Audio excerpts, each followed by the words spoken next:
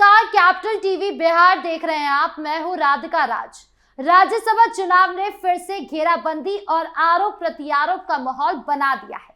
बिहार विधानसभा में कल 16 मार्च को राज्यसभा की 5 सीटों के लिए मतदान होना है। इस चुनाव में एनडीए और महागठबंधन के बीच कड़ी टक्कर है, खासकर 5वीं सीट को लेकर। जहां एनडीए 5 सीटें जीतने का दावा कर रही है, वहीं आरजेडी ने 1 सीट पर अपना उम्मीदवार उतारा है और अब आरजेडी ने अपने विधायकों को पटना के होटल पनाश में ठहरा दिया है ताकि कोई क्रॉस वोटिंग या दल बदल की आशंका ना रहे। तो कैसे गरमाई है बिहार की सियासत, बताएंगे आपको इस रिपोर्ट में। आरजेडी के नेता प्रतिपक्ष तेजस्वी यादव के निर्देश पर रविवार दोपहर से ही विधायक होटल पहुंचने लगे हैं और मतदान तक यही रहेंगे। ये कदम विधायकों को एकजुट रखने और पार्टी की एकता दिखाने के लिए उठाया गया है, लेकिन एनडीए ने इसे नजरबंदी करार दिया। जेडीयू प्रवक्ता नीरज कुमार ने कहा कि तेजस्वी यादव को अपने ही विधायकों पर भरोसा नहीं है। मंत्री विजय चौधरी ने आरोप लगाया कि जिन्हें अपने विधायकों पर ही विश्वास नहीं, वो उन्हें होटल में बंद कर रहे हैं। होटल बिल और जीएसटी का खर्च कौन उठा रहा है, ये सवाल भी उठाए गए। आरजेडी प्रवक्ता शक्ति यादव ने पलटवार किया कि विधायकों पर कोई रोक नहीं। एनडीए के पास संख्या बल की कमी है, इसलिए वह सरकारी मशीनरी पर निर्भर है। एनडीए के भीतर बैठकें चल रही है। संजय झा के आवास पर बीजेपी जेडीयू नेताओं की बैठक हुई। मॉक पोल, अभ्यास और अंतिम रणनीति तय की जा रही है। एनडीए दावा कर रही है कि 41 वोटों की जरूरत वाली हर सीट पर जीत होगी।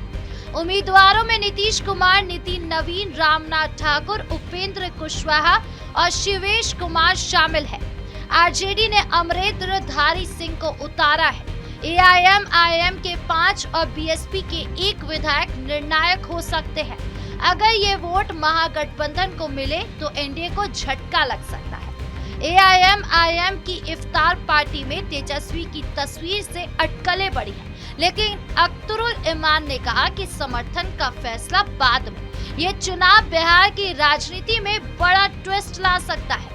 ये घेराबंदी नई नहीं है। बिहार में राज्यसभा चुनाव हमेशा से ऐसे ही ड्रामे से भरे रहते हैं। आरजेडी ने पिछले कई चुनावों में भी विधायकों को होटल या रिजॉर्ट में ठहराया है। तेजस्वी यादव की रणनीति साफ है। विधायक बाहर ना जाए, किसी से ना मिले, कोई फोन ना आए, कोई लालच ना काम करे। होटल पनाश पटना का एक लग्जरी होटल है जहां सुरक्षा के पुख्ता इंतजाम किए गए हैं। विधायक सुबह से शाम तक मीटिंग, चर्चा और मॉक पोल में व्यस्त रहेंगे। एनडीए का आरोप है कि आरजेडी को पता है कि उनके कुछ विधायक नाराज हैं या दबाव में आ सकते हैं, इसीलिए ये कदम उठाए गए हैं। लेकिन आरजेडी कहती है ये पार्टी अनुशासन है। एनडीए भी अपने विधायकों की निगरानी कर रही है, लेकिन वो होटल की बजाय सरकारी गेस्ट हाउस के आवास पर निर्भर है। एआईएमआईएम के 5 विधायकों का रुख अभी अनिश्चित है।